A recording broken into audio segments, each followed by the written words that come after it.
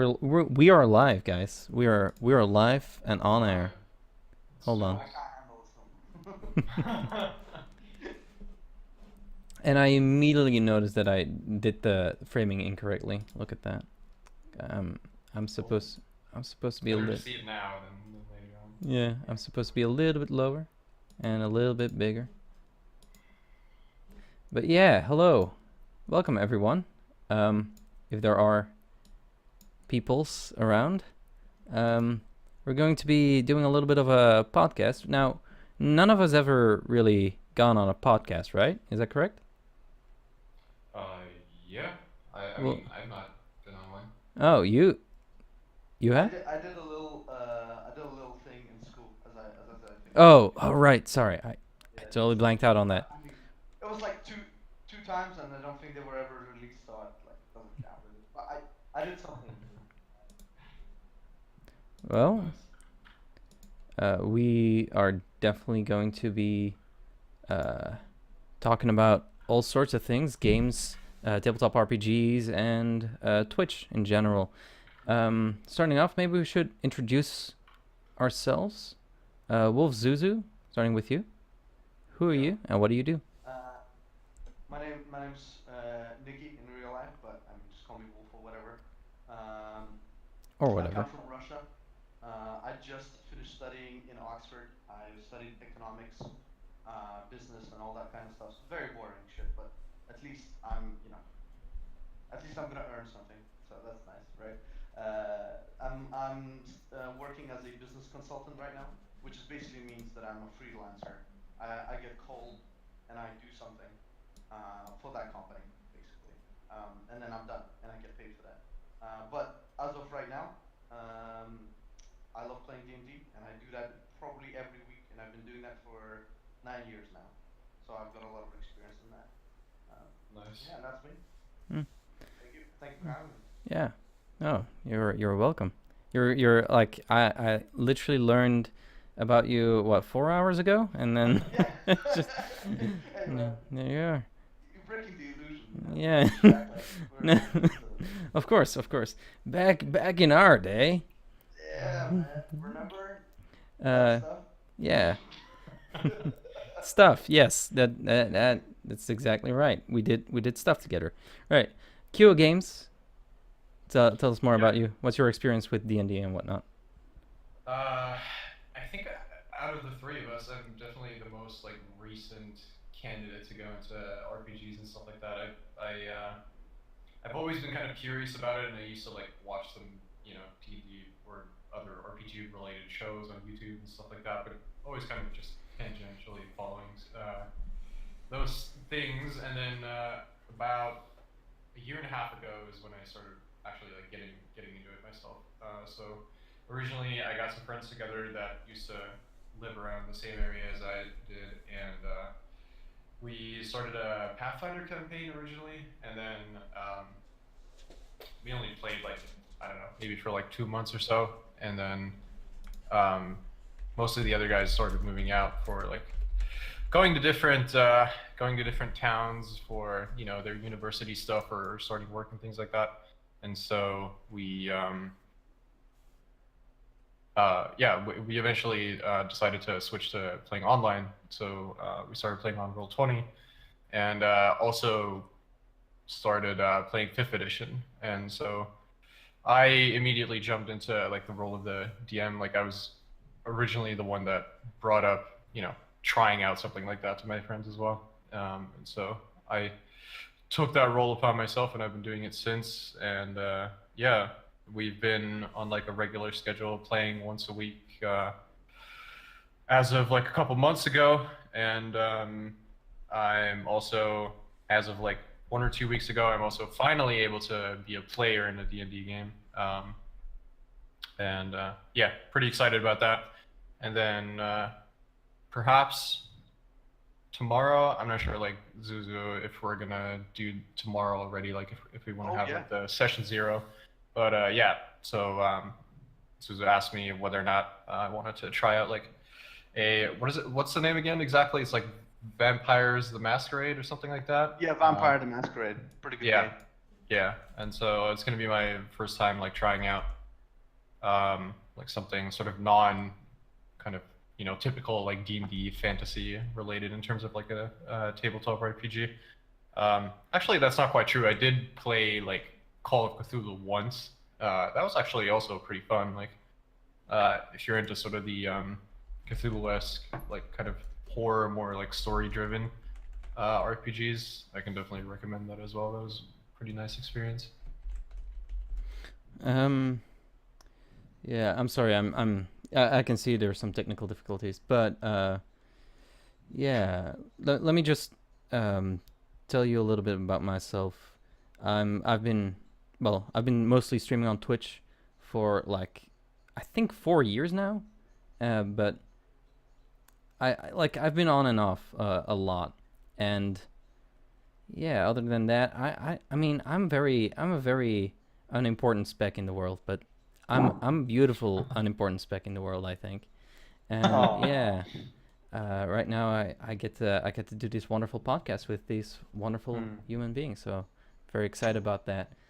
Now I'm gonna let you talk while I try and fix the audio. All right. So Yeah, why of don't course. we start off? This is actually a good topic to talk about. Why don't we start off talking about how in a lot of tabletop RPG games where there's always this player that might like not show up a lot of the time on time. Yeah. Yeah. Yeah. Yeah, there's stuff like, in podcasts too, sometimes Yeah. somebody's like late, usually, it happens. Yeah. Those Those guys are guys. the worst. Yeah, cool, huh? It's for the viewers, Cool was late like maybe by a minute or two, so we're roasting him. Yeah. For good reason, to be fair. Like I should have been there earlier, but yeah, Well, had to go out to grab an what's your energy drink, experience so I been don't like pass with out. who are late?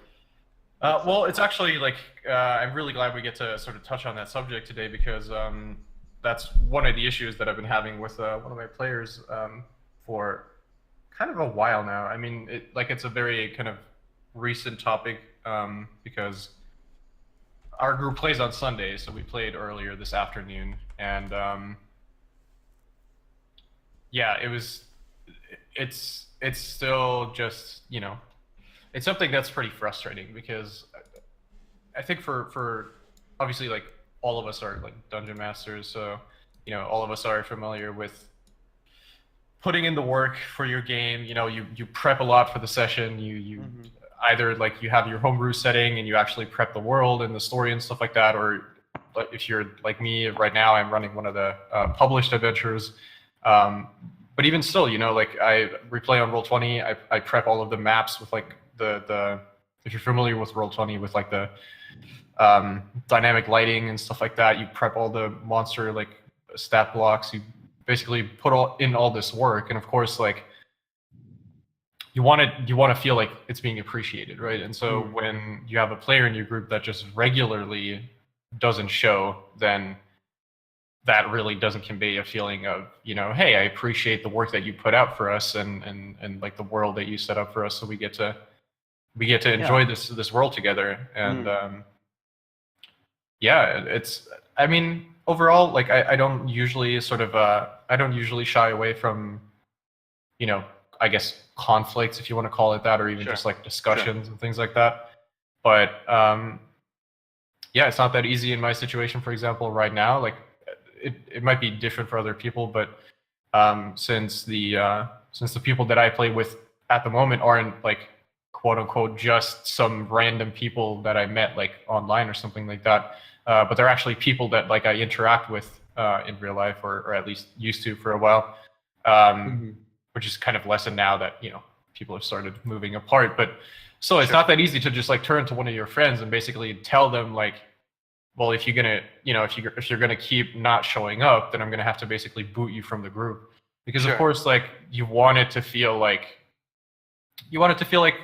people show up because they like to show up. And if you have to like put rules, like quote unquote like rules on it, and you have to kind of enforce things like that, then it becomes more than that. Like it becomes kind of this obligation that turns from like participating willingly and like taking your time out of taking time out of your day to show up for it because you're excited for it, and it turns into like an obligation where the players eventually go to like, oh, it's Sunday again, you know, like Yeah, we got our session today, I guess I have to show up, you know. So I mean, yeah. I definitely think that if there are people like that they just don't have to show up anymore. Like it's a little bit harsh, but you just have to talk to them and say like, we all take time out of our day to do this thing we all like to do. If you're not giving your 100% like everyone else, then it might be better to just stop, because it's not just their time. It's not like they're like turning on a game and just saying That's like, very true. I don't want to turn the game on right now, I'm not gonna do it. No, it's all of the people that participates their time. I think that's a very good point regarding the switching on and off game. It's something something we can discuss later, because we're gonna go on to video games from what I remember. But that's very closely connected to that idea, to the idea that like people are trained to think like, well, this is kind of my own time, not a time with other people, right? And this idea that this is a group activity, absolutely, is quite obscure now because of the way all the video games are and other stuff that we do. You know, like when you're on the internet, you're talking to many people, but you can opt out as soon as you put down your phone. Yeah, right? totally. When you have that kind of feeling, it's very easy to forget that, like, four other people are going to be exactly at this time at their monitor or, you know, at the table waiting for you because people came here together as a group.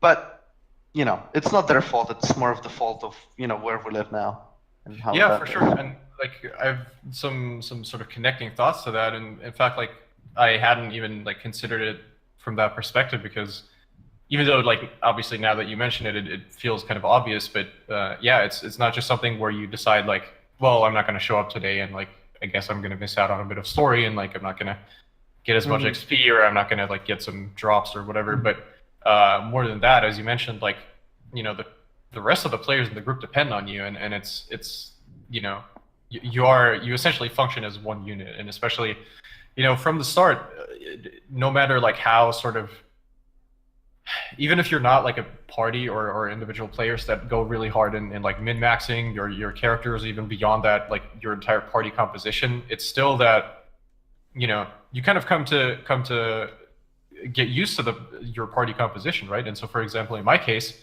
the player that is missing somewhat frequently is the rogue. And obviously, anyone who's familiar with the you know, with like D&D or generally like RPGs, rogue's a pretty important class because, you know, you have like trap detection, you get to sneak for like information.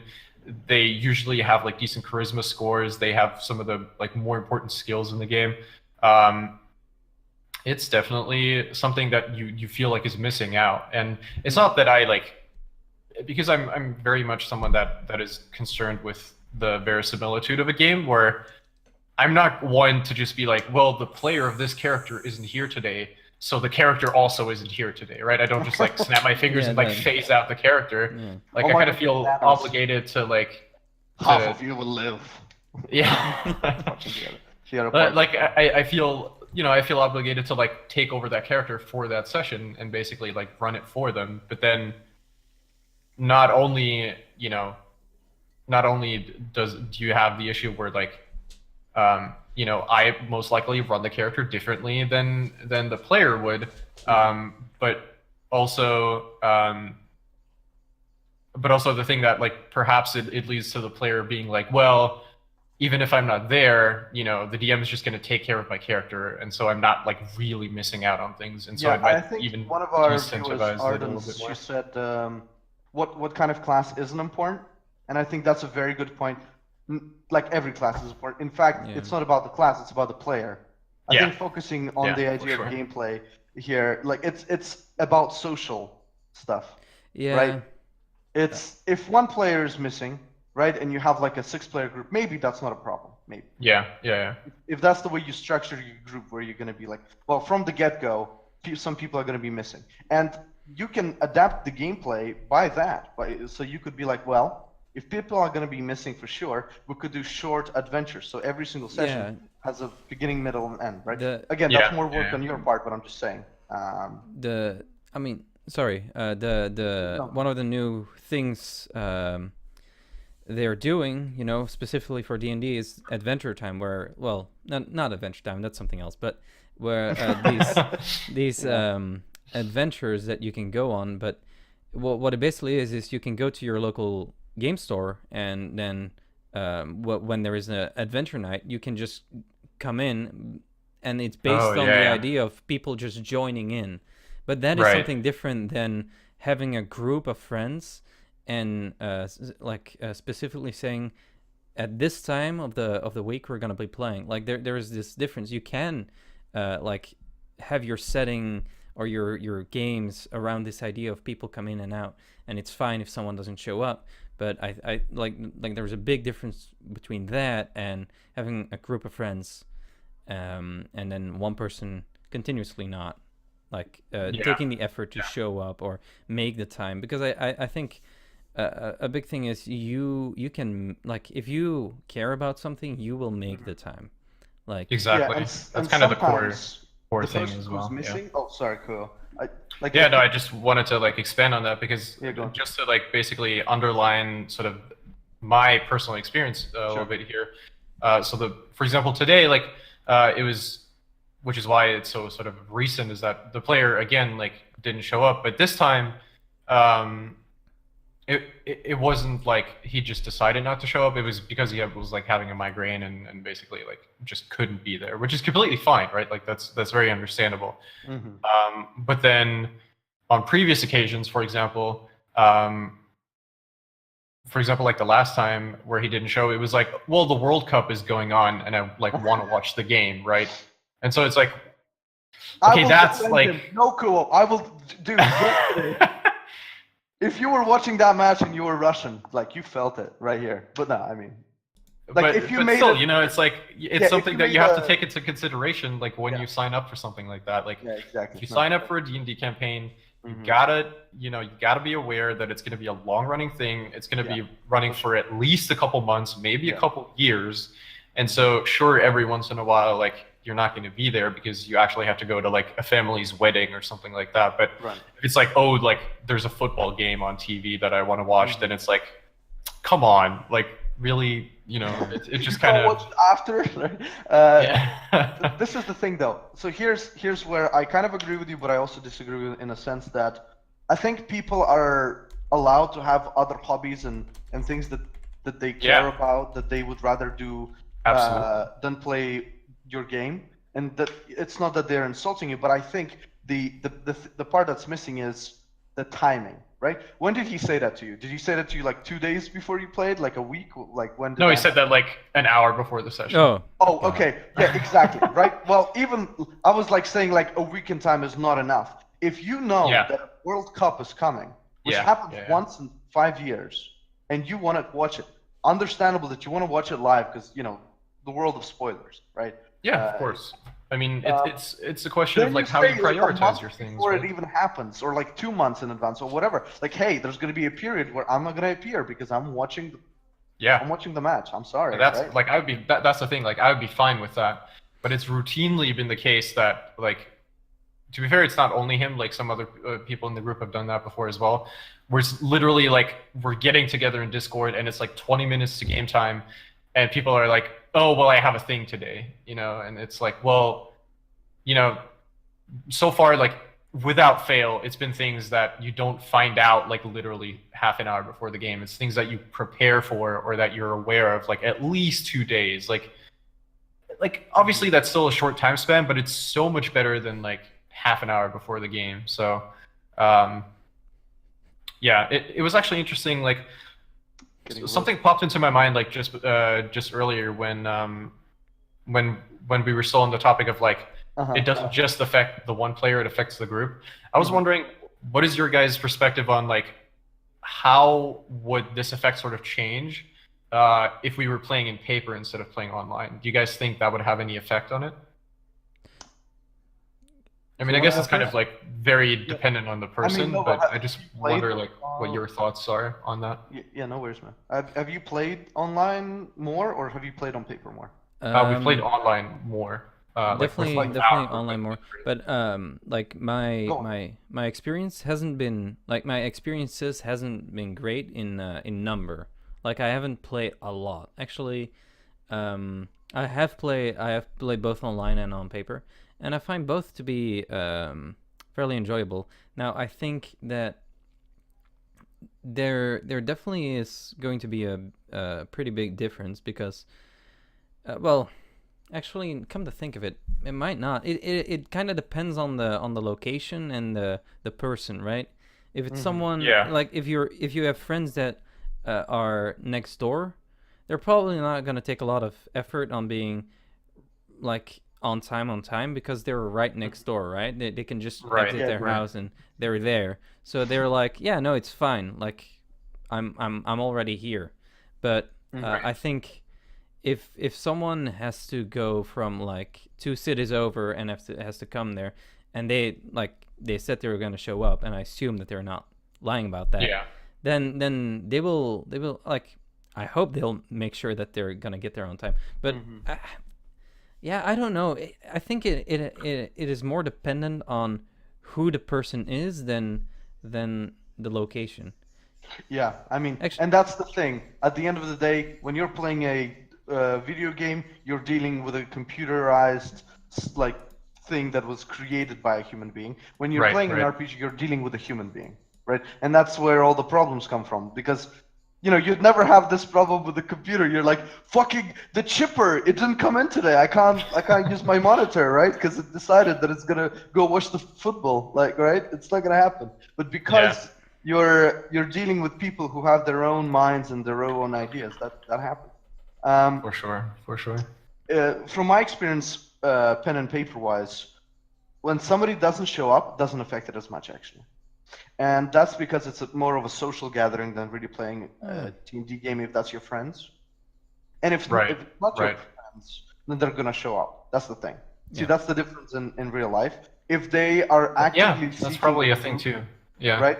If they're actively searching a group which they want to play in real life, they're gonna make a commitment because that's a bigger Yeah. commitment than being online.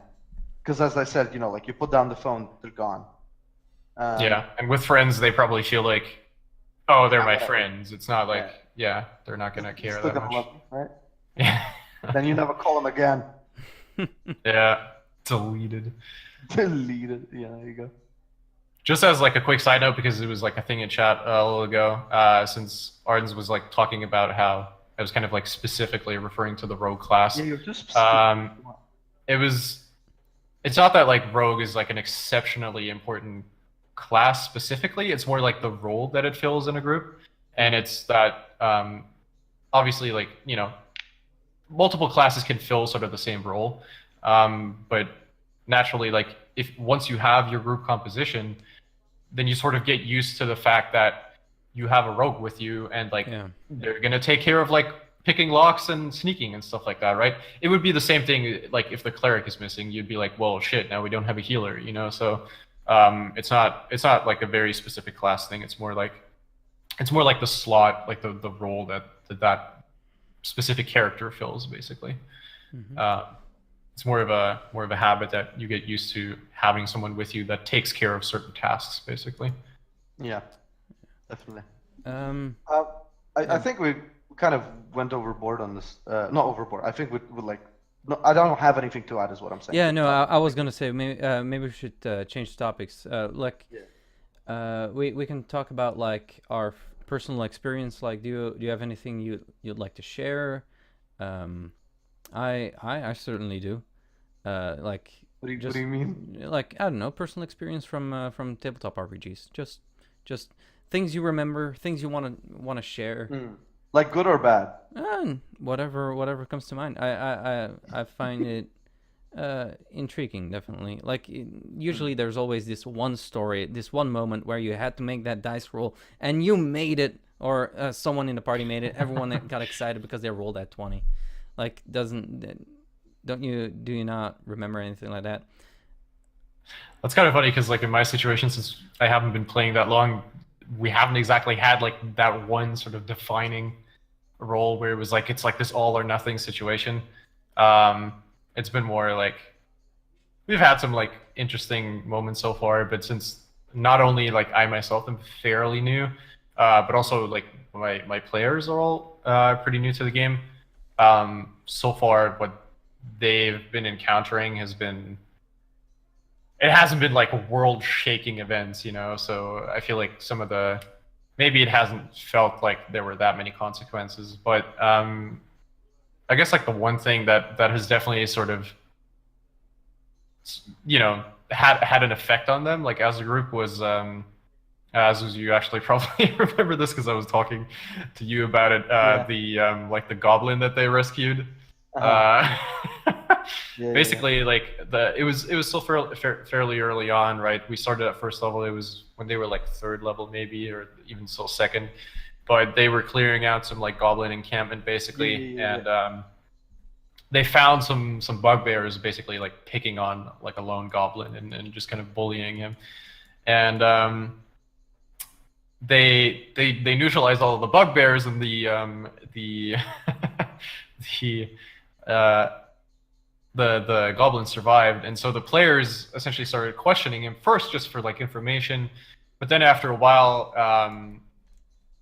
the goblin sort of came around to being surprisingly cooperative and sort of setting himself apart from his other kin, and so they they decided to just kind of have the goblin like come along with them, and I think it was only like 3 sessions later when they ran into like a shapeshifter, and or I guess what's like the official like in D&D, like what do they call it? Is it like shape changer or something like that? I think is what they're referred to. Something like that.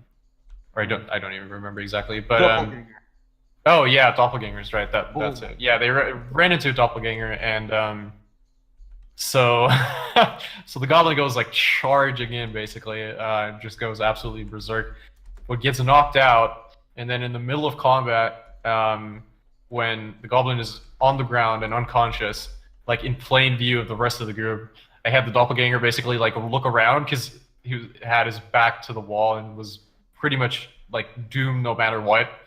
And he basically like as a last ditch effort just turned his gaze down to this little like knocked out goblin creature on the floor and just went like ham, like multi-attacked the goblin and basically like killed it in a single turn to actually like kill it, you know, like pull all the way through the death saving throws and just finish it off. And all the players all of a sudden were like, oh shit, you know, like that could have been one of us. Yeah. And yeah, that was like I think that was sort of the beginning of where I started trying to impress to my group that, you know, it's not all like sunshine and rainbows and you're like strolling through the dungeons and just like collecting some loot. It's like there's some consequences to what happens out there. And I think that's, at least for me as a DM, like I do want my world to feel like it's a dangerous place, you know, like the world isn't explored. There's some villages and some cities and stuff like that, but if you stray from the beaten path, like it's very, very likely that you're going to run into something that can just basically tear you into pieces and you're never going to be seen again. Damn. Savage. And from that day onwards, they always kept the goblin as they like you're gonna come with me and it's gonna be the best party, but if you leave, you'll never be seen again. Just tie a rope to them and then push them forward. Too hard for string yet. That goblin, do you feel like he's more important to you as an NPC than the player characters? And I'm saying this specifically about your memory, not about the fact that, like, yeah, the players are the guys who are, like, the story, but in that story, is the goblin the thing that's the crown, or is it the fact that the players interacted with the goblin? Well, the thing is, like, without the players, like, the goblin wouldn't serve any purpose, right? Sure. So I definitely aim to create interesting drama for my players. It's not, like, the world can be cool on its own, but then if there's no one there to experience it, then you know, what is it there for, basically. So it was definitely more. I mean, it was an integral part of the story so far. And perhaps you could argue that perhaps, it was kind of a milestone in the adventure so far. And depending on how you look at it, maybe you could say like, well, the players haven't like done all that much so far, which like it is true in a sense because, they're still like 4th level, and sure, they've like shooed away some bandits from a town and sort of freed that city from their grasp. But it's not like they've stopped like Tiamat from rising or anything like that, right? But still, like it basically set them on a path that I hope is going to lead them to some interesting experiences. So, Sure. Yeah, I don't think I would say that the goblin in and of itself is like sort of more valuable than the player characters. Well, I'm not saying more I'm saying like memory wise, right? So when somebody's going to talk to you about it, you're not going to remember like, oh, the monk dude adopted this goblin. It's like the goblin was adopted by the players, right? Yeah. Like, I see what you mean. Yeah. Like, yeah, I guess in that sense, like, it's more of a poignant like memory, essentially. I think is what you're aiming at. So yeah, I guess I would agree with that. Yeah. What about you, Wolf? Do you have any memorable moments you want to share, or? Do you want me to start with the good, or do you want me to start with the bad? You don't have to say them all. I'm sure that in those 9 years you got a lot of them, but Like I've got 2 that I want to share. Okay, go ahead. Let me like see, as a dungeon master, when you can't decide something, people usually flip coins. We roll dice, so let me give you a second. I'm gonna start with bad. Okay, so there was this player who really enjoyed. How do I put it? Well, they really enjoyed being the center of attention, and it was to the point. Like you, basically. Yes. See, whenever you see somebody who's exactly like you, you're like, I hate you. Why? Are you here? I'm me. Like, you're a doppelganger, right? Like, what is going on here? Like, get out of here, right? So. Yeah. But here's like I want attention, so I become the dungeon master because people have to pay attention to you. This guy, he's a player, right? Know your place. No, I'm kidding. But it was a bit too much, right? It would be like somebody's houring moment. They're speaking to this guy who they've been like the NPC has been a friend to them for like 3-4 weeks, and they're like, yeah, this is a tragedy as this guy's dying, like next to his face, like this is horrible. We must avenge him. It's like, I'm holding him in my arms. He's not dead yet. Like, let me have this goodbye, dude. Right? He's like, yeah. What's the name of? It was like on the set of Terminator Salvation. Christian Bale was like trying to do a scene, and then this guy with a light came in the middle of it, and he just started shouting at him. That's how the other player started reacting. He was just like, dude, like, you're messing up this moment. But anyway, that was just like thousands, stuff like that. And one time, everybody went down. Like, the whole room was on the ground. And this guy's name was Milo. So the name, this is the name of the character. I'm not going to say the name of the character player. Yeah. So Milo is looking around. He sees that everybody else is on the ground. He's like, shit. This is on me. This is actually, like, I didn't make this up. This is on me. The hour is upon me. So he's like, should I wait, guys? Guys, should I wait? And like, because the bad guy doesn't know that I'm still alive. I'm on the ground. Should I wait and like let him go past so we can like attack him and I can res you all? They're like, yeah. And he's like, won't work.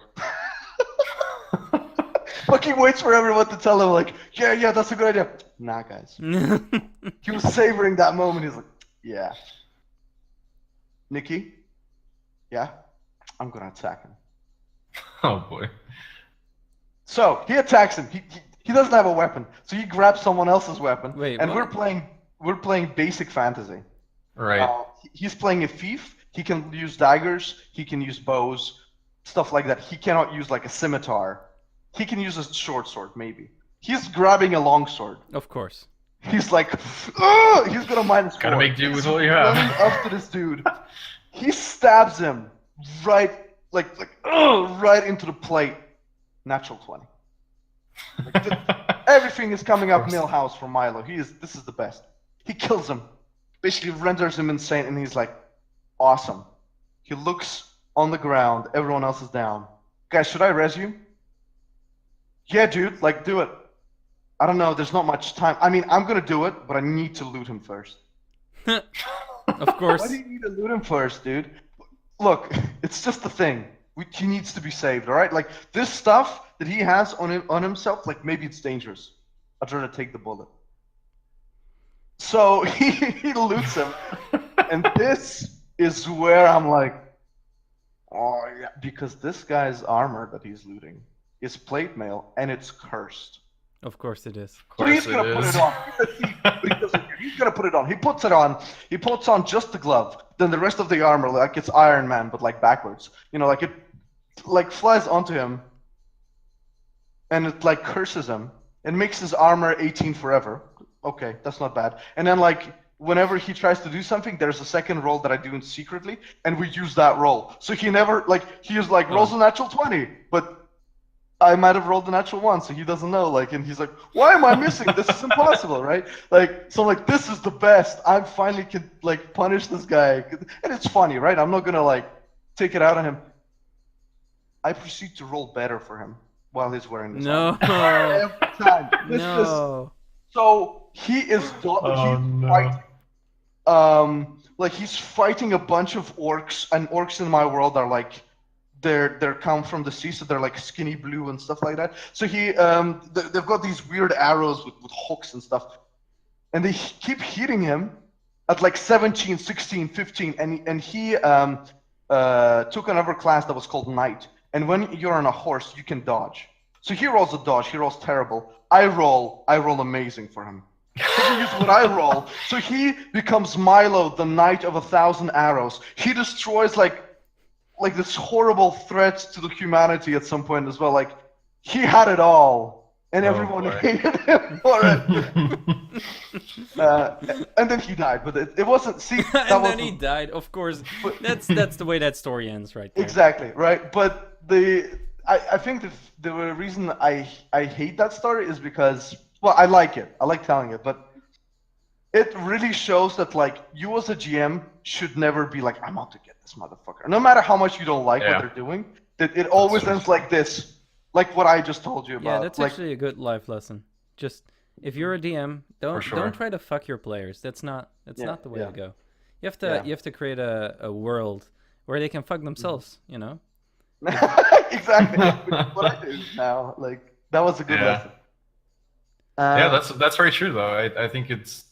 Once you get into it's a very slippery slope, like as a DM to start feeling like, you know, I'm playing against my players instead of I'm playing with my players, because ultimately like it should be a collaborative effort, and you shouldn't feel like, oh, this guy like rolled 2 natural 20s and killed my awesome end boss like in 2 hits, you know. Like, so I'm gonna like pay it back, and I'm gonna, I don't know, like drown him in cursed items or something like that. See, I did not realize this at the very start.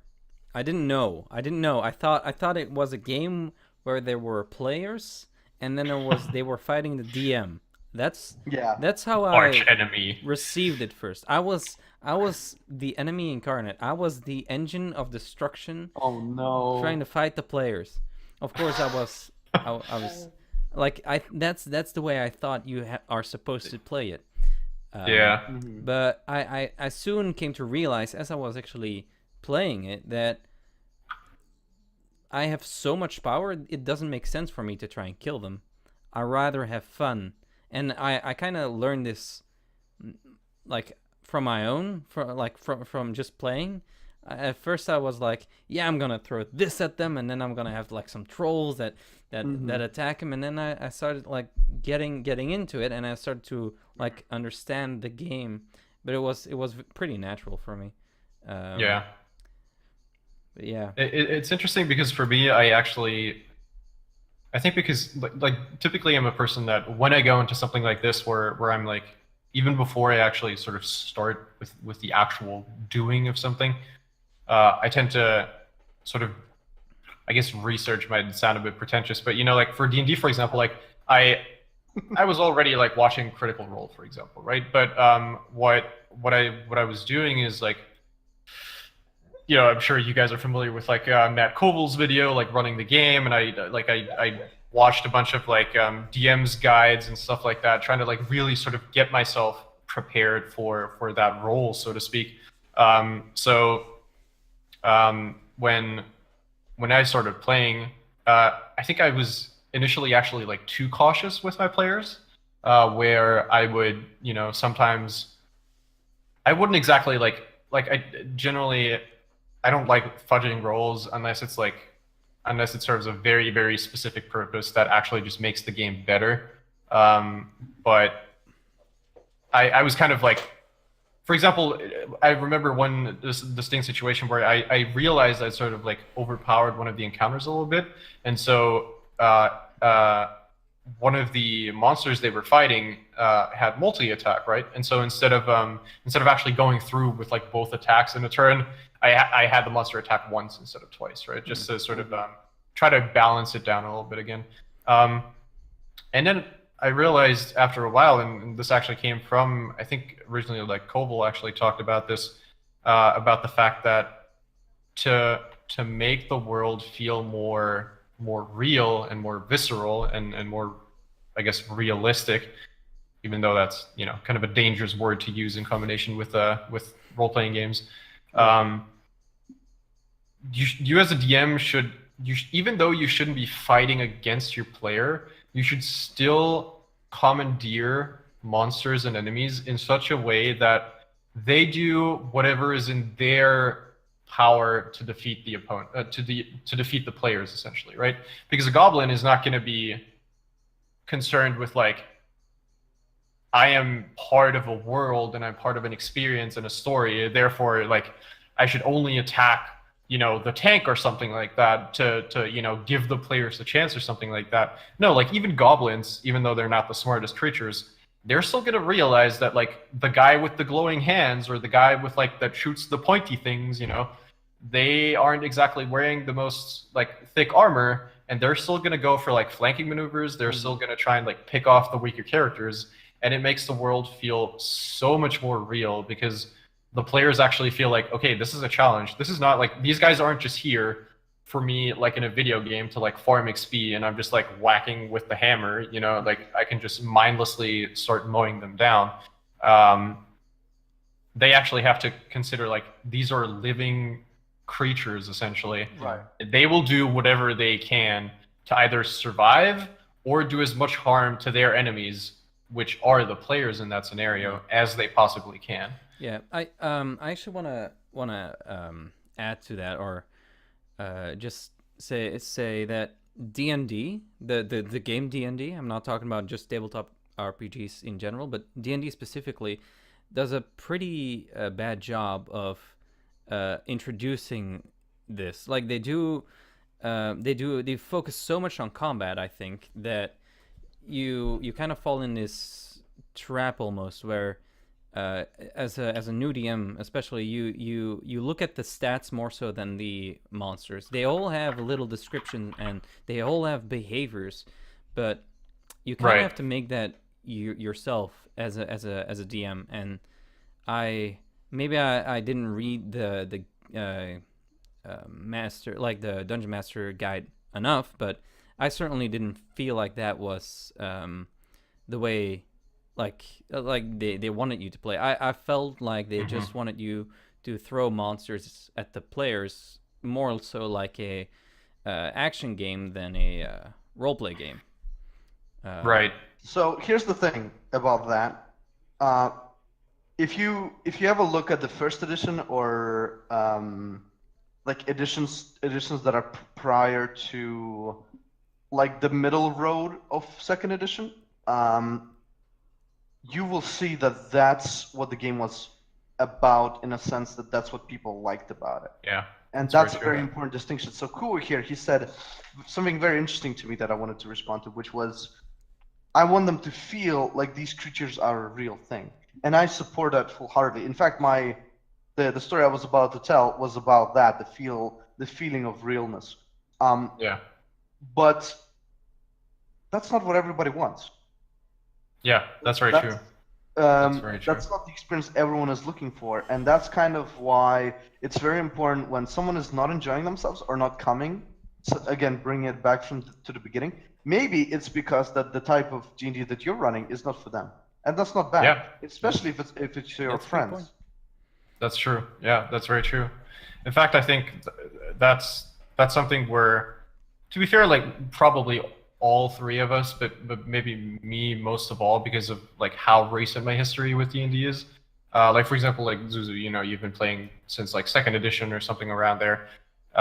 So I personally never got to experience like sort of the old school D&D where it was literally like you didn't care about like your backstory or something like that. Like you would just like the session would start literally the first session of the adventure, and it would basically be like the DM going, all right, your characters are in front of the entrance to the tomb. Mm-hmm. This is the dungeon, like, you know, like here we go, roll initiative basically, right? Yeah. Like the players back then weren't interested with like, well, where in the world are we? Like, what does the area around the entrance look like or something like that, aside from maybe like looking for traps, right? But back then, it was very, very clear to everyone that you go into a dungeon and you fight monsters and you get loot and like you try to advance your character and you try to stay alive, basically. And I actually think there's a big argument to be made that perhaps they're, depending on obviously like people's interests, but I've actually become increasingly interested in experiencing something like that, either as a player or as a DM, where, you know, you kind of go back to something like that, where it's very simplified. You stick your players into a dungeon, and they have some characters, and they just try to do whatever they can to get through it. Because I think that has a certain charm, right? It's essentially what we're most likely going to be touching on later on as well. It's sort of a similar difference to how some people prefer playing something like The Witcher, Mm-hmm. which is more like concerned with like story and like world development and things like that. And some people prefer something like Diablo, where you just like run around and you defeat monsters and stuff like that. I think like there's some similarities to be seen there with essentially the you know, like the old school way of playing D and then like sort of the newer way of playing it. And I think both have merit. I don't think there's like a right way and a wrong way to play it. I think both are just different approaches to a similar system. But it does, I think, explain why D&D, like D&D specifically, not like as you said as well, Nova, like not just RPGs in general, but very specifically, sort of the brand of D&D is so much more concerned with fighting monsters and less concerned with things like role playing and like exploration and stuff like that. I guess like exploration still in some sense, but well, they don't really like, they do have some rules for explorations or some ways you can do exploration. They do have that, yeah, but it's still not the focus. So I guess it somewhat depends like what you see as exploration, right? Because technically like going through a dungeon is also exploring in some sense. But, so another thing you said that's quite interesting, Kuo, about the first edition. So I read an article somewhere, and also I heard first accounts from my dad and people who actually played first edition. Right. And you're quite right, but there's one important detail. The dungeon master did everything. And I mean everything. I remember hearing about that. He rolled your stats, and he role played for you.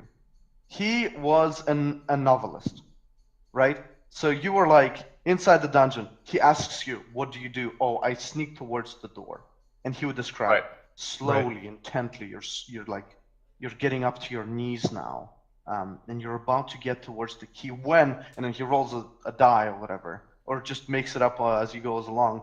Yeah. Keyhole, you see another eye looking at you or something along those lines. It was more like reading Conan the Barbarian than playing Dungeons and Dragons, but people loved it. Like, it was because people love the campfire feeling, you know, when you're around friends and you're telling a story. Yeah. In fact, like I think some even went as far, like I remember hearing about some old school players talking about how in some situations the DM would actually be sitting behind a screen, like a literal, like full body screen. They would be sitting essentially like inside of a little booth Yeah. to completely like disembody their voice and to turn them into this like omniscient being, and this literally basically like an announcer or like a storyteller, to not be like a person that you would interact with. It would legitimately just be like the person that's conveying the story, and nothing more and nothing less. Well, I think we're actually quite close to that right now because we have the internet. Turn off your camera, you're in that space. Yeah. Yeah. I mean, Already. that can create a pretty cool atmosphere. I mean, you bring up that right now we're online and you can just turn off your camera, but I think it's quite a bit different if you're like that sphere, that atmosphere is way different if you have that voice be in the room, but you don't see the where it's coming from, right? Yeah. But You just reminded me, dude. I Skyped. All right, so there was 4 players. They were playing inside some kind of a shop or something, and they were like, "Dude, I can't make it. I'm in another city because I got drunk. Doesn't matter. Different story." So I'm gonna Skype you all because they're all in the same room anyways. So yeah, it was like a speaker in the middle of the room, and it would be like, yeah. Is this what we're gonna do? Okay, speaker, like we're gonna tell you this is what we do. Like, Yeah, it was it's like awesome. the magic 8 ball, like. Yeah, man. And I would keep like a silence for a second, and they would be like, "What's going on?" And I'd be like, "Are you sure this is the right choice?" And they're like, and then I hear them talking again to each other, like, cause muttering around the table, like, "Oh fuck, it might not be a good decision." He's fucking ask, "Is that a good decision?" That's actually sort of, that would lead into another point that could be an interesting point of discussion, like, because then essentially, as you sort of made it sound, it was essentially the players like plotting together, and then when they had a plan, they essentially started like updating the DM about it, right? And so that's actually interesting. That I think some players, I have not run into this yet, but I do know that some players tend to sort of fall into this us versus the DM again, as well, like how we were discussing previously with how the DM can sort of fall into that. But I think sometimes players do the same thing, where they start sort of passing notes to each other or like whispering to each other because they think that they have to sort of hide their intentions from the DM to make like their plan work or something like that. But I think that might be a topic for maybe like later on or for like a next episode. I think Sir Crackwaffle in chat brings up a very interesting question. Yeah. They're saying, in relation to the way first edition apparently went, what are your thoughts on D&D as a form of DM self-expression, usability, and the possible pitfalls of that? If you don't mind, like, I do have some thoughts. I could just kick into there. First of all, that's a very, very interesting question. Definitely. I think in a sense, it is dependent on the DM, right? For myself, currently, since I'm actually still running like a published adventure, I don't do like, get out of this podcast. I don't do that much, like, you know, I don't do that. Well, I don't do as much as I could be in terms of like self-expression, right? Like, for example, I know Zuzu, you have like your entire like homebrew world and your setting and stuff like that. So obviously, like, you know, there's a lot more sort of your own, like, and your own imagination in that world. And to an extent, like, I still add because I see published adventures as a frame. I don't just like copy them one to one. Like, I still tack my own, like, sort of keep digging, you know. Yeah, I just sort of tack on my own style, essentially. Yeah. I just want to say, when I first started, when I was this awful DM that just wanted to kill my players, I also thought that there was no such thing as homebrew. Sorry, the opposite. There was no such thing as modules. Like, I just thought you as a DM had to create your own thing, and you can just use the monster manual and the books as some sort of guide and a resource to fill your own world. That's how I thought everything was. and then I learned that people were actually preferring to play these modules, and it was so weird to me. Like, for some reason, I always thought it'd be much more interesting to be in the world of the game master and have those players like interact with that world. It seems a lot more personal to me. I think it's definitely something that actually very much ties into the question that was brought up in chat, because it sort of circles back to what is the group interested in playing in? You know, like, sure, perhaps you as a DM are interested in, I have this grand concept in my head of a world and of things that can happen within this world, and I sort of want my players to experience that, which is like somewhat noble in a certain way. You know, like you try to put yourself out there, you put in a lot of work, and you want people to experience it. But perhaps the players don't care that much about like your entire universe. Perhaps they're just interested in like an interesting, dramatic story where they can sort of live out an interesting adventure.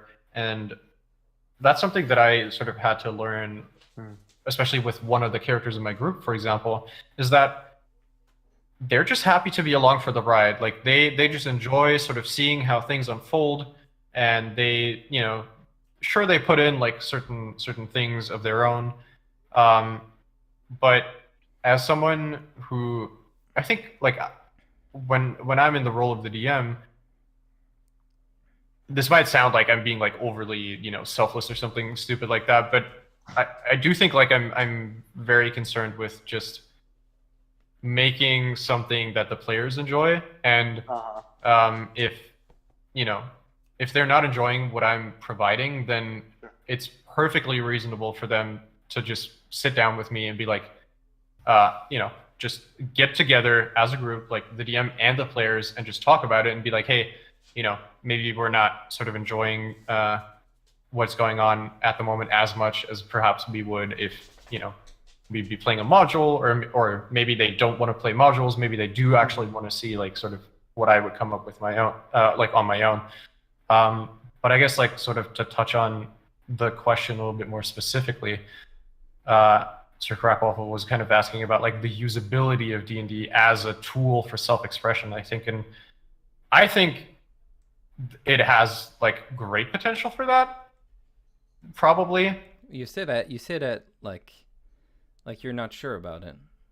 Well, yeah, I guess it very much depends on like what kind of context you want to self-express yourself in. If your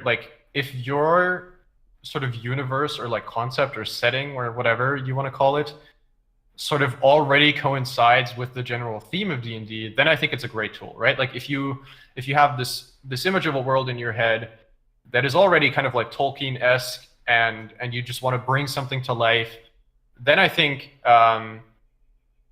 you know, D&D can be a great tool for that. But what if the world that you wanna come up with is like a sci-fi setting or something like that? Then, you know, there's other game settings that are a lot more, you know, appropriate for something like that. Like there's not exactly a reason for you to be like, oh, we're gonna do like a, I don't know, like a Star Wars themed campaign or something like that. It would be pretty much like just inconsiderate to be like, well, I'm gonna try and like somehow adapt 5th edition to run like a Star Wars themed game. First of all, like there is an actual Star Wars RPG. I was gonna say that, but yeah.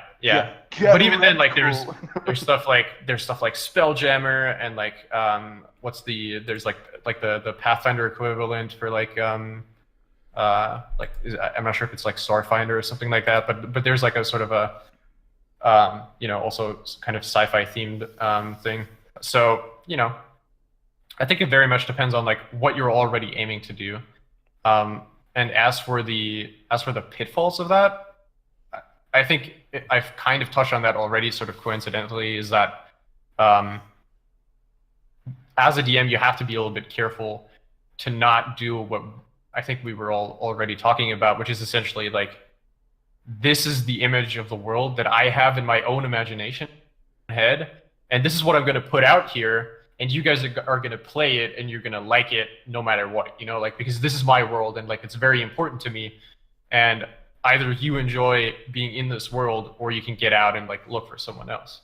So I think if your goal as a DM is to make everyone at the table happy and not just like yourself or a few people, like if you look at your players not just as actors to fill out roles in your you know, in your theater of your own universe, then, you know, you should probably consider using a world that appeals to not just yourself but also to your players. I mean, a big part of it is how you how as a DM you let your players tell their own stories. Like there are some DMs that like tell you how you killed the monster, but there are like what I like to do is say like, you killed him. How did you kill him?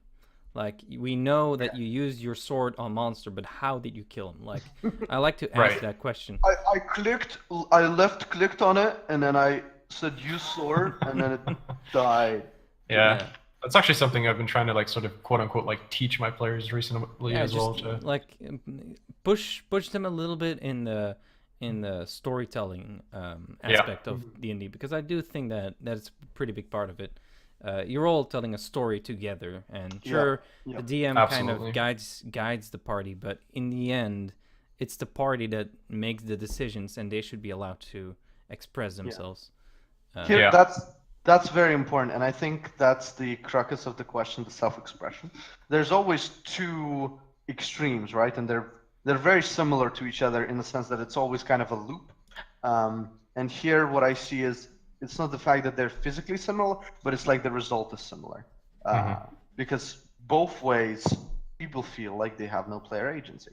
So on one end, you have a person who is a complete module freak, who doesn't change anything, who maybe because they're not sure that they can do it as well as the people who wrote it, or maybe it's because this is more like, this started as a hobby, I really like it, but like I don't want to do it actually. I just know that everybody likes it, so I'm just gonna keep DMing. I've been that guy like once or twice where I'm like, I guess I will keep going with this campaign because everyone else enjoys it, but I just I'll trigger along. And then there's the other side, which is this guy has created everything. Like you will come up to a bush and be like, what kind of a bush is it? Like, well, in 17,000 years, this bush has been an iteration genetically combined by a archmage Magnus Varus, who was the son of the emperor of the empire. Yeah, whatever. So when you have that guy, you have no player agency because he basically tells you what happens, and he controls everything because this is his story, his world, his session. And then you have the other guy who is like completely doesn't want to take anything into account of what you do because he just wants to get this module done and he's done, right? He just wants to get this room done and then he's done. And it's like tick boxes. I should I should have added before. Priestess of Neptune says there's also players that enjoy for the game master to describe the outcome of their actions. That's something I should have added. I don't push people that don't want to talk. Like there might be people that just want to kill monsters, and that's fine. That's totally fine, and they actually like it more if the game master describes it. And I should have added that if you as a game master know that there are people out there that don't like describing their own actions, then the game master should like do it. You should just do it for them, and that's completely fine. But if they don't have that like opinion, or if they as a game master don't feel like they have that, then I think it's still important to allow the players, even if they're not sure if they want to or not, to allow them to have that talk, to say how they slain the beast, you know. Slay the beast for sure. That's another thing that's like that's actually, I think, one of the big challenges of a DM is like understanding very precisely like how each specific one of your players you know, wants to play the game, because not everyone has the same concept of how D&D is to be played.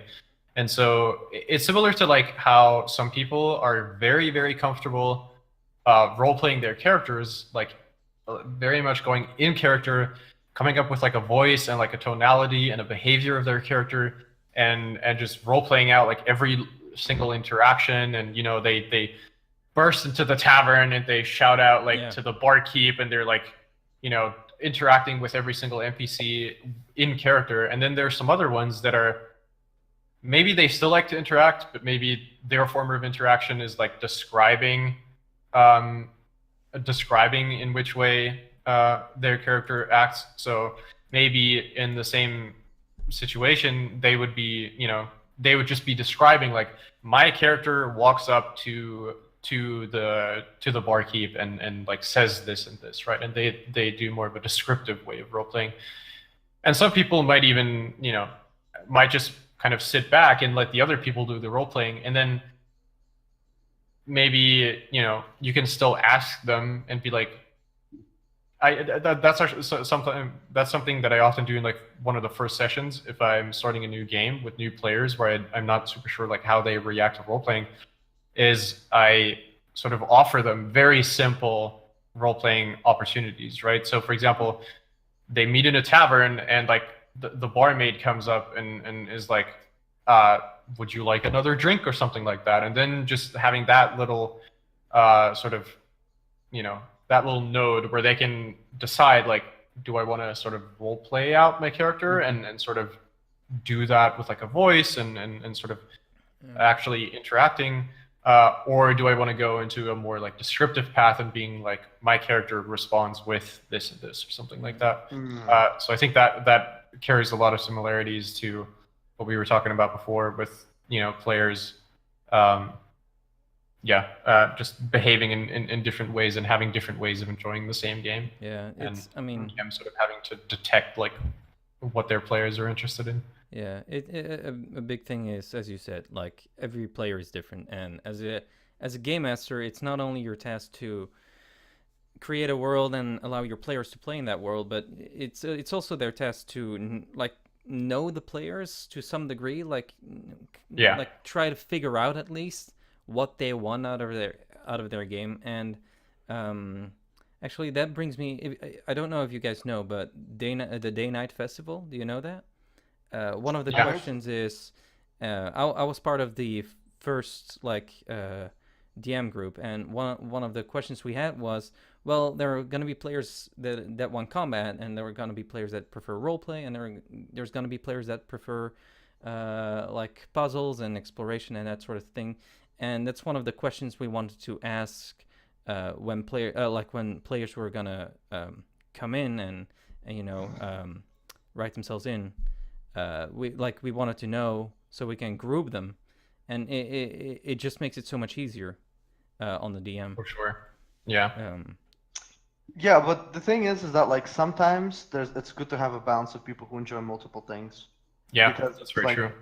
Just because you put in that like you love narrative doesn't mean that you hate combat, right? Yeah. But I mean, it depends, and we weren't gonna be like, oh, this group of players prefers roleplay. Let's never do combat. That's not what we said. We just wanted to know what to pay attention on for the group in question. And there were some people who didn't mind anything, so they wrote like all or. I think that's what I did when I first signed up as a player. I was like, I like all of these things. I like all the things, please. Yeah. Can I have like the entire menu? The thing. Yeah, one of your finest D&Ds, please. Just a little final touch on the question that Sir Crackwalk asked. If you are a person who wants to become a DM or have been a DM for a little while, my advice to you about, you know, when you want to express yourself with players, not to players. That's very important, because like you can express yourself while using a module, because you like maybe change a line or you write in an NPC who you feel is better for what you've been doing and what your character's been doing. Yeah, and that's a little step towards, you know, maybe making your own game if you want that, if that's the type of thing you want.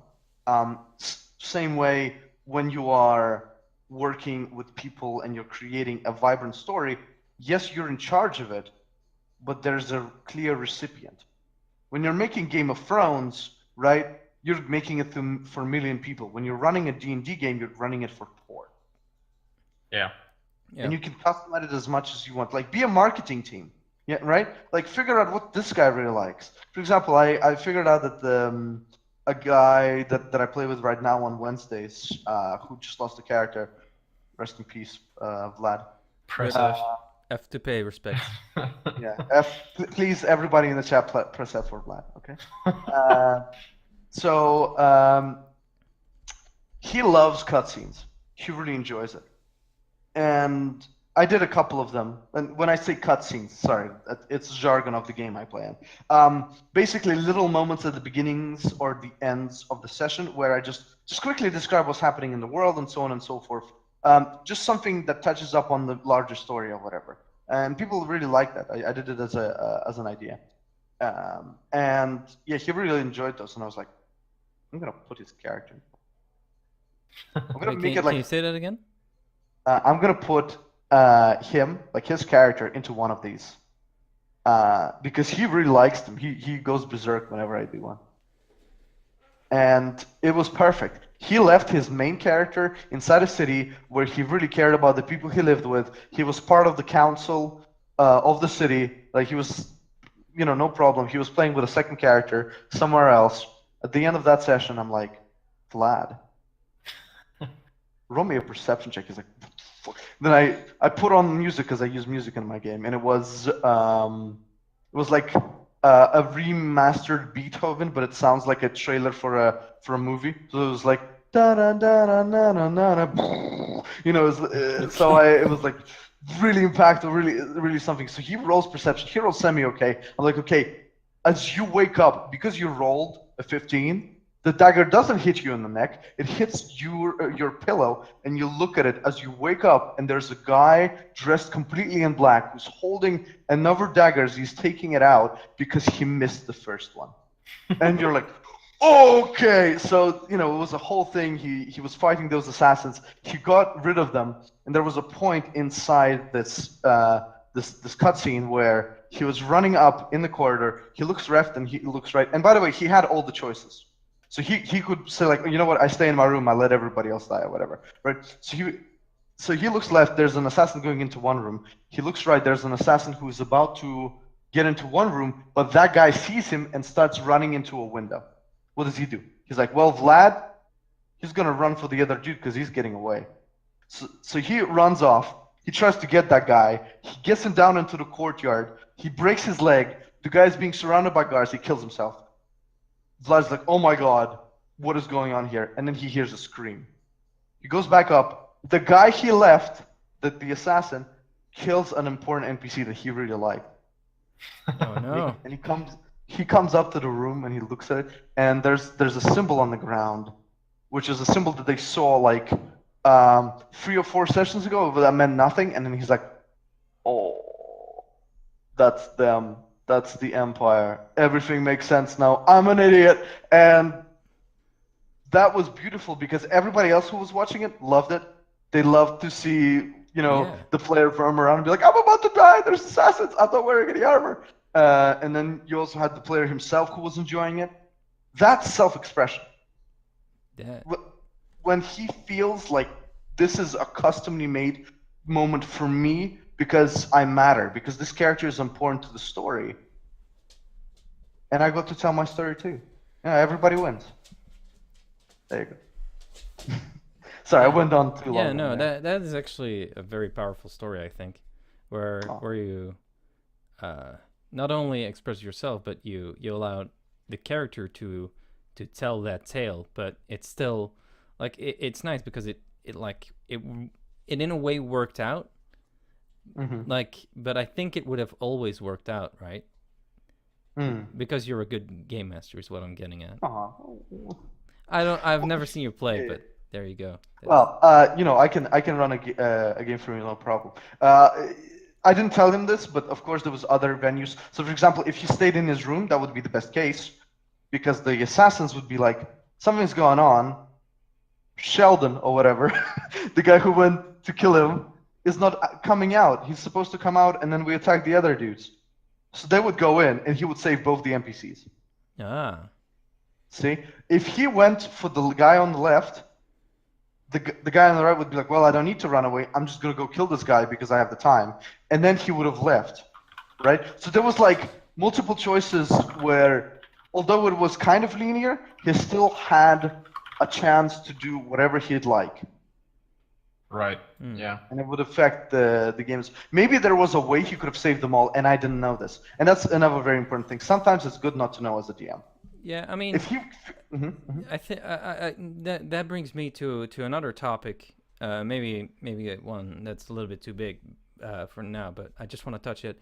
Where the game master, like, if they want to prepare something, that's fine, but don't prepare details. I think the strongest games that you can run as a game master are the ones where you take a start point, right, where the party left off.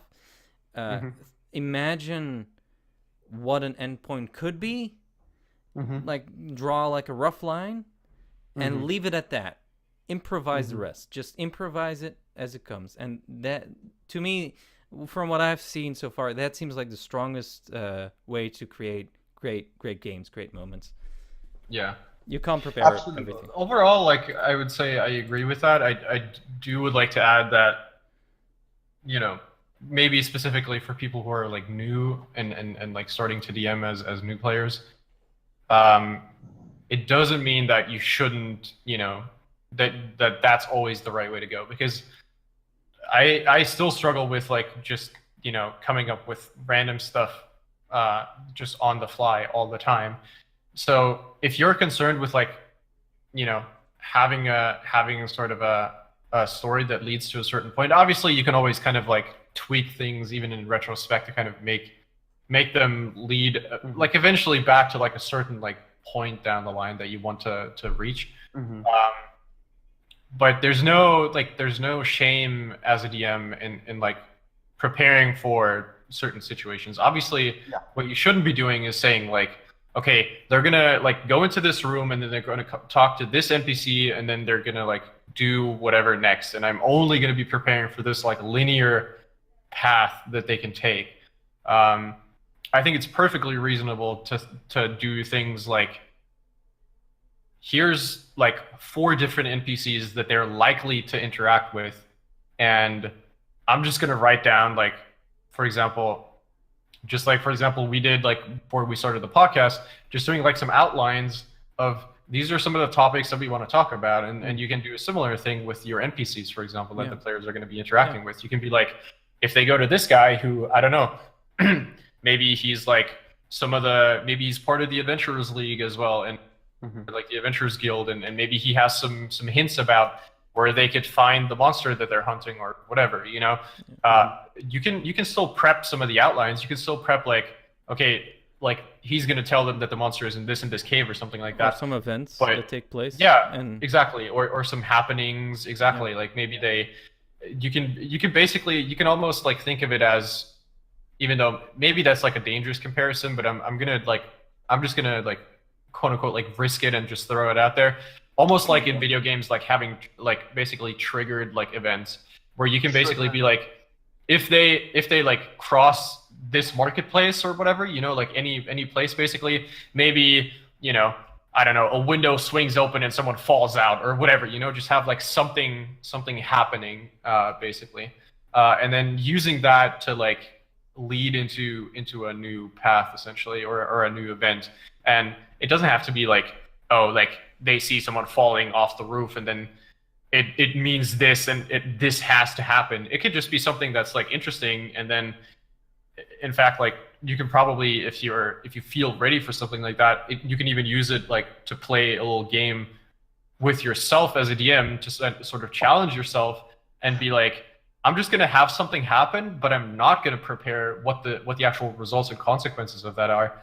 And basically just be like, all right, you cross the marketplace because you're trying to get to some shop to like, I don't know, like buy some weapons or something like that. And all of a sudden you see like a person falling off the roof. And then you have nothing prepared, like what that actually means. You don't have like a name for the person falling off. You don't know like why they fell off the roof or anything like that. And you try to like, you know, come up with things for the players to investigate like as they go. Okay. So There's I think just to sort of encapsulate what I was trying to say, like Mhm. especially like as a new DM, you shouldn't be like that worried about preparing at least some cornerstones of Mhm. things that you might want to have happen during your session. Hmm. Sure. It's the thing is though is that both of you are right. It's all about the balance, and that's kind of the Yeah. key. Yeah. But Yeah. sometimes, yeah, you can go butt naked and just be like, yeah, whatever. Like, I know that they're going to point A. Whatever happens in between those 2 points, I'm just gonna make up as we play. Because maybe you feel creative today. But sometimes, especially when you have that moment, the reason why that cutscene was good for the player and for, should we say, me as a dungeon master is because number one, I got to tell my story, and number two, he got to feel like he is not just in a cutscene, but he's still a player, still playing, Dungeons and Dragons. Yeah, for sure. Yeah, I mean that's kind of the events I was talking about, like these cutscenes you're referring to. You can prepare these moments, these like flashbacks or whatever, these little story moments. But I think indeed you need to find that balance where the overarching story and you have these little dots that you kind of planned out, and sometimes the players find these dots. Sometimes they get passed by, and maybe they can hear about it. Like maybe they never encountered that guy falling, but he was really important. Like maybe that was one of the events you actually planned. I know in your example you didn't plan it, but Yeah. yeah, like Yeah, I mean that's the thing. Like the players are never going to know maybe the whether or players not you hear actually about it. fully planned something. Yeah. And I think that that's definitely something that you should use as a DM is that, you know, maybe prepare some things and then you should basically try and get to a point where you never find yourself in a situation where the players think that you weren't prepared, right? Yeah, Like if but you can also you somehow need to put yourself in a position where you're not in a corner because you prepared something and they didn't encounter it, and now you're like, yeah, fuck, how am I supposed to do this? Right? exactly. And I think that's a concept that's also like, you know, that takes a little bit of practice and some experience as a DM Oh, definitely. is sort of learning what to prepare, because like you can definitely prepare incorrectly. Like if you prepare, as you were saying, for example, like as you were suggesting, if you prepare only for a certain thing to happen, like if you only prepare for like, well, I'm sure my players are going to go into this dungeon, therefore I'm only going to prepare this dungeon. You can totally have something happen where the players are like, well, we don't really feel ready for that yet, so we're just gonna like scour the town and like visit some different shops and try to like, you know, stock up on like weapons and scrolls and stuff like that. And then all of a sudden you're like, oh, well, I don't actually have like any stores or NPCs prepared, and you don't really know what to do. So I think one, I guess, better way to prepare is to just be like, what are some of the likely sort of starting points that my players might go to, and then have those things prepared. So, for example, you know, you have some shop owners, you have like first couple of rooms of a dungeon or something like that, and then you can just take it from there. But you know, basically, it it's I like sort of this image of like a movie set almost, you know, where anything that the players can encounter should basically at the very least have some like cardboard walls that are like, you know, plastered with a couple things to make it look just real enough that they feel like they're in like an actual place, basically. Yeah. Yeah. Sorry. Yeah. That was basically what I was trying to say. What I like to do is create this little pool of characters that I can draw from. Yeah. Like like and just skeleton characters, basically. If I ever need an interesting character, well, interesting, I can just grab one and throw it in there. And right. What I usually do is I either give them a task already, like I say, shopkeeper, this guy, and he's got some bad blood, or he's got some debt with a gang, and that alone, with some other information, right, can right really help you out with improvising on the spot. You can just be like, I need a shopkeeper, like right now. Where's my guys? And then you pick one, And usually I have a little pool I can always draw from, and I add to it. But in thinking about it, I kind of want to make a sort of randomizer where I can just say like I need shopkeeper, so I click shopkeeper, and then I get some options, and then those options lead to more options, or maybe it randomizes through. That might for sure. I mean, and in fact, like internets, if you're listening to me, make that happen, please.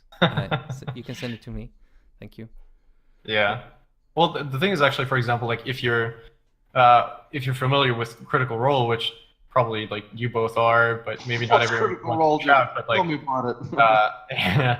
well, perhaps like some of the people in chat aren't familiar, but it's like a show on YouTube where, well, people just like play D&D basically, and A it's not bunch like of nerdy ass voice actors play Dungeons and sit Dragons. around and play Dungeons and Dragons. Exactly. Oh my God. He knows the other half. Of course. Scripted. Yeah, but basically, like, the DM of that group is Matthew Mercer, who is by many regarded as like one of the best DMs out there, which, to be fair, is probably fairly accurate. And he has this like uncanny ability to, whenever their characters decide to just go off on like a random tangent somewhere in the back ass end of nowhere, he can like at an instant just come up with an NPC that has like an interesting personality, and even if it's just like one or two sort of quirky details, like his NPCs never feel stale. And I've actually learned not too long ago that he basically follows that exact concept. He sets up what he referred to as basically like skeleton characters, right? He has characters that are basically they have like a rough sort of outline. So he'll have characters that perhaps have like a it's just going to be like it's a male dragonborn who speaks in, I don't know, like a broken speech pattern or something like that, or speaks very slowly but loudly or something like that, right? And then he just adds like one or two interesting things about the personality, and like one or two things about maybe that set them apart in the way that they look, right? So maybe one detail about their clothing and like one or two details about what their face looks like or something like that, right? And then he has this entire pool where he can just pull something that seems like it would be interesting and just stitch those things together on the fly and come up with a name, and he has a working character. You don't need to prepare your NPCs to have like backstories and parents and if they're still alive and what their occupation is and stuff like that. It has to be just enough that it feels real, which is kind of what I was trying to like convey earlier with like, basically you only ever have to have like the next room of the dungeon prepared, essentially, right? So the characters only need to feel real enough that, you know, you can answer some basic questions about them, right? If the players encounter the NPC and they ask you like, all right, what does this guy look like? You should probably be able to say like, well, this is what he wears and like this is what he like looks like as a person. And then if they go into more detailed questions like, well, say, where do you come from or whatever, then you can be like, well, these are basically things I can just come up with on the fly. Like if you can get to that point where you have a rough framework and then the rest you can kind of improvise, I think that's a very, very nice place to be at. Yeah, okay. That's very concise. I agree with all that. I think the one trap that you might get into regarding that kind of idea is what is fleshed out? What's enough, right? Is it a feeling that you have yearning as a dungeon master? Like, well, this guy is good enough. The players are gonna like him, right? Or is it like something that can be quantified, right? As an economist, that's kind of what my mind goes to, right? Is this something that I can sell, or is this something that is an idea? Yeah. And I think the answer to that is, once again, the players. Because if you're playing with like a bunch of guys and girls who are memers, shall we say, they don't really care about stuff. They watch anime. Their kind of interests are very basic idea of structural narrating. Yeah. See how much they call their characters things like Bodie McBoatface. Yeah, and one of them is called Guts, not from the Berserk in brackets, right? Yeah. You can be like, yeah, this dude comes up and is like, yo, how you doing? That's enough for them. This guy has a funny voice. I don't even Yeah. need his name. In fact, I know his name, and that guy, he's gonna tell you, yeah, that guy's name is Mr. Lickfinger or whatever, right? But then if you're playing with a bunch of voice actors, say How like, would you get to that idea, Mr. yeah, I know, Zuzu? right? See, I was gonna say Matt Mercer's name, but I was gonna say, take the first letter of his first name and his last name and switch them. But it's Yeah, how did that MM. work out for you? Yeah, I was like Matt Mercer, like, ugh! God damn it, Matt Mercer. Anyway, so yeah, when you have when you're somebody like that and you're playing on such a high level, you're not just entertaining the players, but you're entertaining the whole viewership of Yeah, of you have the like thing. an extra Actually, audience. that Yeah, so that's something good to bring up. Like we've been sorry for stopping no, you no, there, no. but we've been talking about the idea of like coming into a game Matt with a Mercer, game sorry. master and the players. But Yeah. Yeah, that's very true. but what about like I've been wanting to stream some games. Okay. Like what happens if you bring an audience to it? Like I've seen it. I've been part of an audience, you know, but I haven't been able to experience it. Right. That's like a third party that enters, right? I'm kind of curious what your thoughts on that are, and like opinions. Yeah. I think it's a very interesting experience for everyone involved, but I do also think that generally it's probably going to add a lot to the experience, both for the audience and for the players, because it sort of feeds off of one another. But I think it does bring certain requirements with it, right? Like it was sort of like what we were talking about, for example, like coming up with, for example, like setting up this podcast. Like you need people that are ready to not just play for themselves, but also play for the audience. And that is something that not many people, I think, are like willing to go to. Yeah, it's tough to find a group. Yeah, because essentially, like, you need people that are willing to act. Because sure, you can have people that are, that maybe not roleplay as actively and maybe go with the more descriptive road or route as I was describing earlier, where they're more like, well, my character does this and this. They can still do that, but it might perhaps not be as entertaining for the audience. So in general, you're probably looking for some players who are willing to embellish a little bit and trying to like sort of put on a show, because that's actually like what you're doing. You're no longer just playing for yourselves. And I do think it has a big impact on the game. I think this is where accidentally JP, the guy who started all of the streaming, well, not all of it, but he was the first guy who got really famous on streaming even before Critical Role came in. That's where he kind of accidentally hit a gold mine, because he invited his friends, and all of his friends were streamers. So they were already okay being on camera, right? Yeah. One of them was like a game developer or whatever, or like help with game development, but they also streamed sometimes StarCraft 2 or whatever. I think her name was Genevieve, but doesn't matter. What I'm trying to say is like, yeah, you need personalities if you want to stream it, because number one, who's gonna watch you if everyone's like, yeah, that's a 23. Yeah. Exactly. You gotta have that. And then it's like, oh, hold on, let me go to my player's handbook. I mean, iPad. Wait, you can't have PDFs on an iPad for player's handbook. That's illegal, guys. Don't do that. Anyway, you gotta have a dynamic, because when you come into an audience, everybody becomes the dungeon master, because they're all playing for everybody else. Yeah. Yeah. It also I think it also puts a lot of it also puts the DM in a very interesting situation as well, because it's not just, not only does it affect the players, as we've been saying up until now, but also the DM has to be very concerned with how they run their games. So if you're, like, most likely, I think if I would consider doing something like that, the things that I would be concerned with is I probably want to like I probably want to optimize and basically reduce the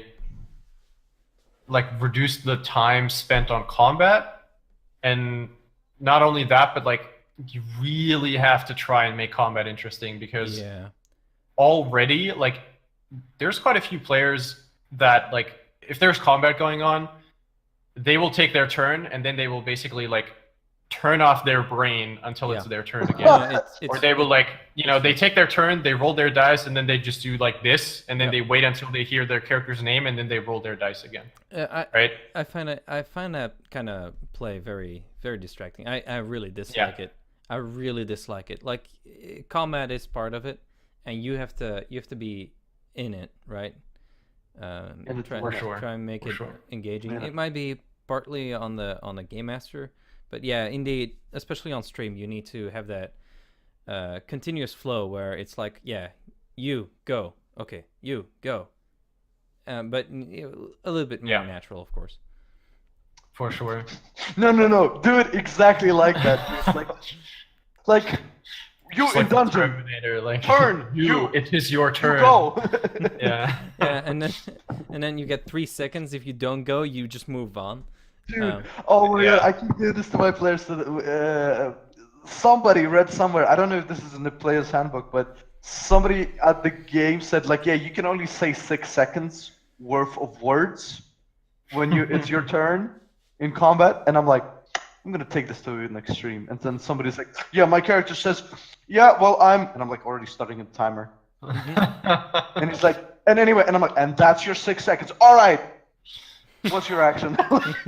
They hate it. They're like, oh no, that's I'm not sure if you guys know the I think it's actually called like Natural 20 or something like that. It's also on YouTube, and it's also like a D&D show, but it's not like Critical Role where it's just like D&D play. Like it's actually like it's an acted show about like D&D basically. Like or something, or what? Well, no. It's like specifically like it's scripted and like it's an actual show basically.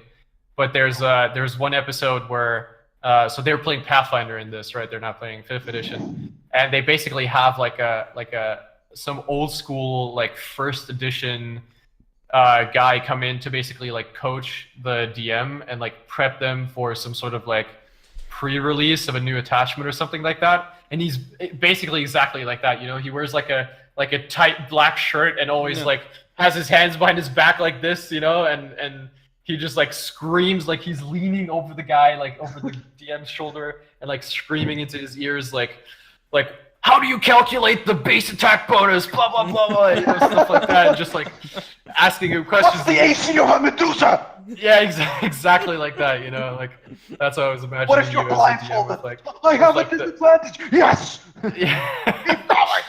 Yeah, exactly. And then, this is sorry, I didn't. Like the stopwatch. I didn't get to tell the end of the story. They were pretty nifty about it, because they were like, well, Nikita, you also take a long time when you talk as an NPC during your turn. So there was like this awesome big bad evil guy who was like, you know, like, your asses are all mine. I will destroy your planet. I am Frieza, the destroyer of worlds, Dragon Ball. And they're like, Nikita, that's your 6 seconds. Well played. They got him. Well played, players. Yeah.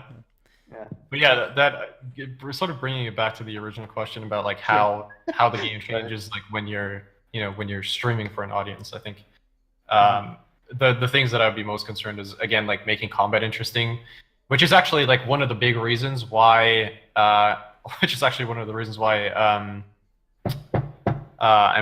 Travis from Critical Role, who played Grog in the first season and is now playing Ford, is such a great like player, because like no matter what's going on, like he's the hype man of the group, and it's so cool to see. Like I realized that recently, you know, someone is like, all right, I'm gonna cast like Entangle or something like that, right? And Travis is just sitting there like, yo, that's awesome, do it, you know, like he's always like backing up what the other guys in the group are doing, and it makes it so much more interesting. Or like when Mercer's like describing how someone just gets like sliced in half, he's always really, really into it, and it makes the whole thing feel so much more so much more alive because you can really feel that like someone is really, really invested into it.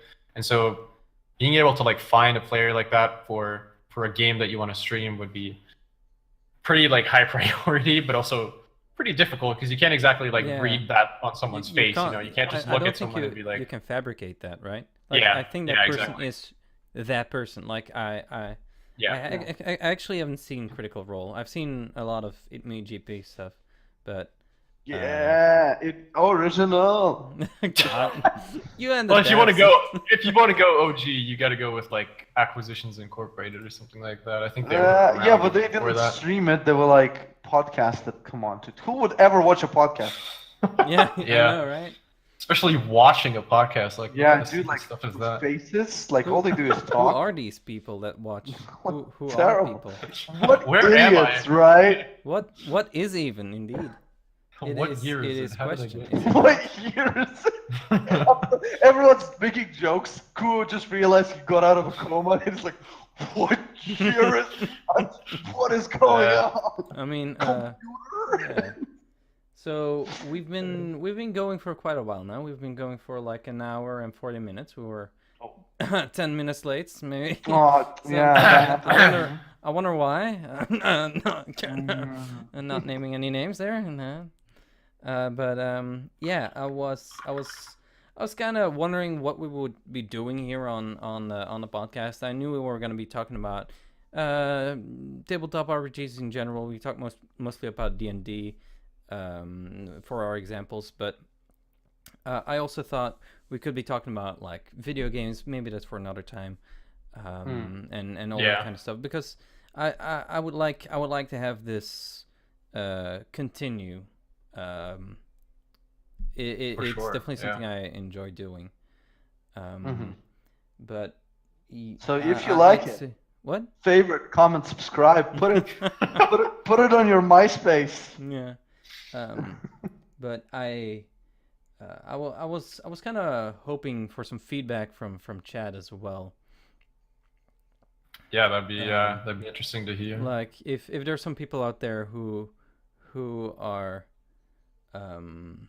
who have any opinion, a comment maybe, please by all means send it our way. Like if you just liked it, that's fine. Just say I liked it, and that's fine.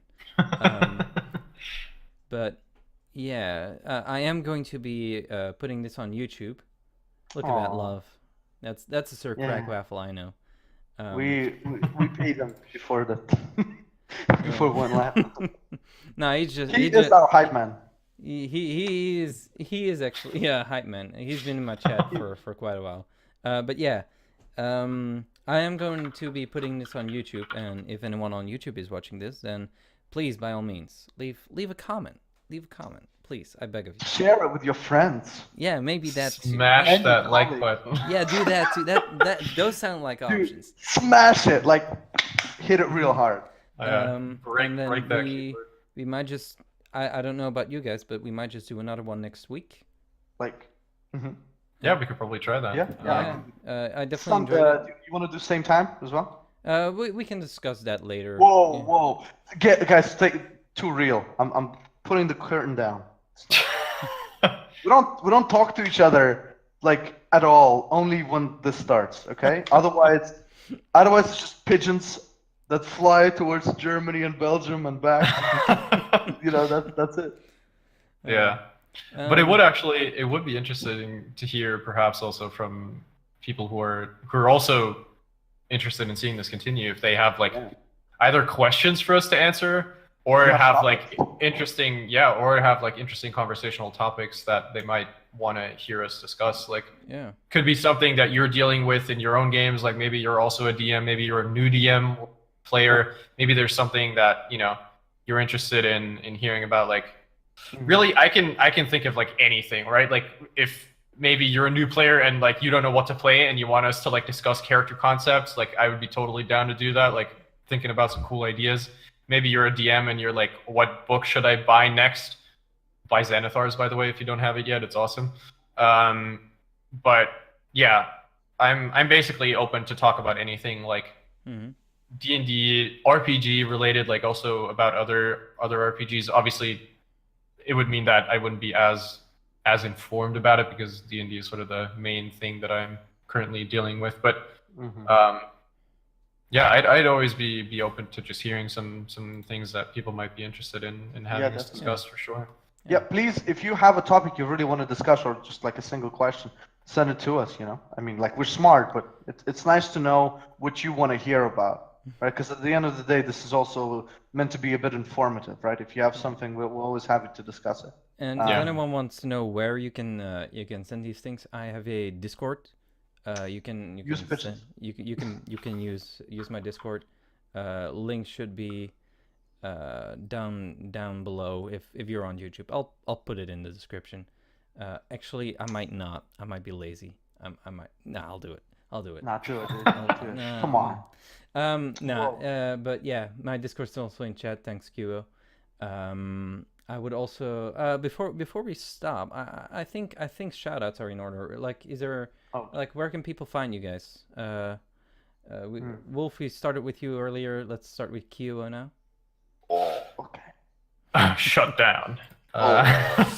Shut down. Just. Well, I am also Kuogames on Twitter, so if you want to like tweet at me, or just send in some interesting topics there. Technically, I am also on Twitch, and I also have a Discord.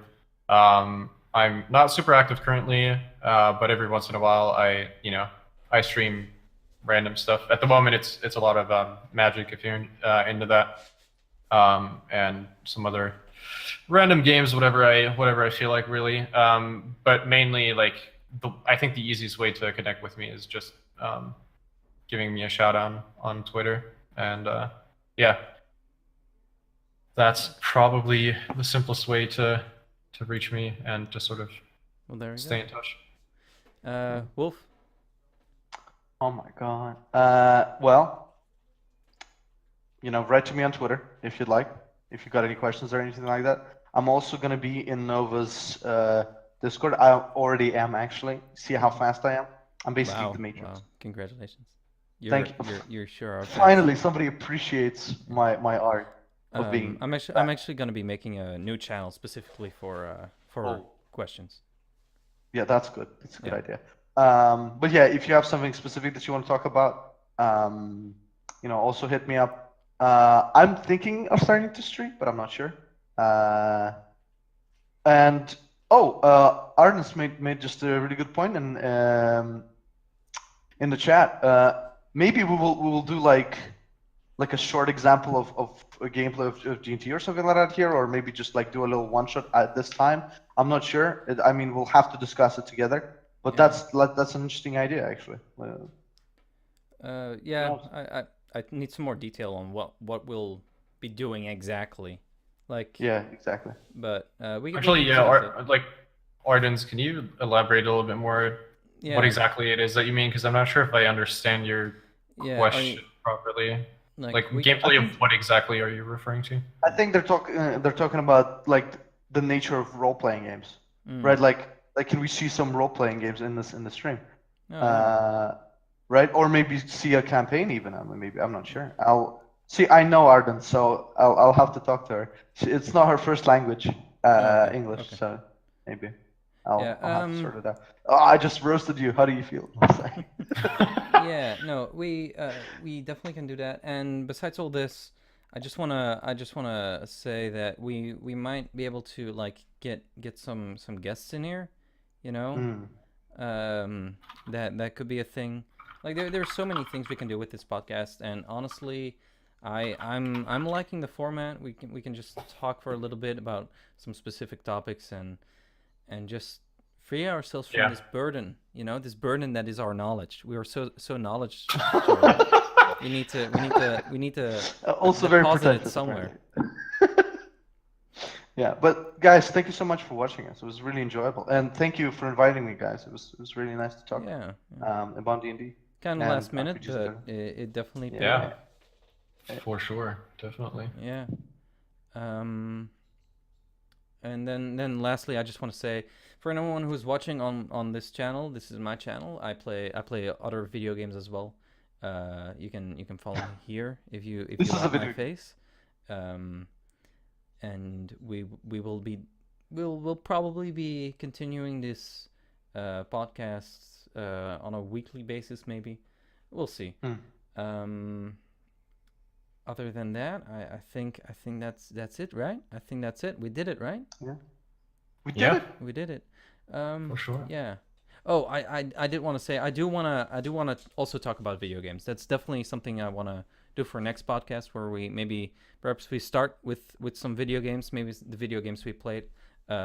Sure. It's pretty important to me, and I don't want this podcast to just be about D&D. I want a little bit more facets. Not that like tabletop RPGs don't have enough facets, because they do, but I do like my video games. Nova likes facets, guys. All right? Yeah. Let's just let him be. All right. Let him have his facets. And with that, I'll I think we're done. See you guys later. Bye bye. Yeah. See ya. See you guys.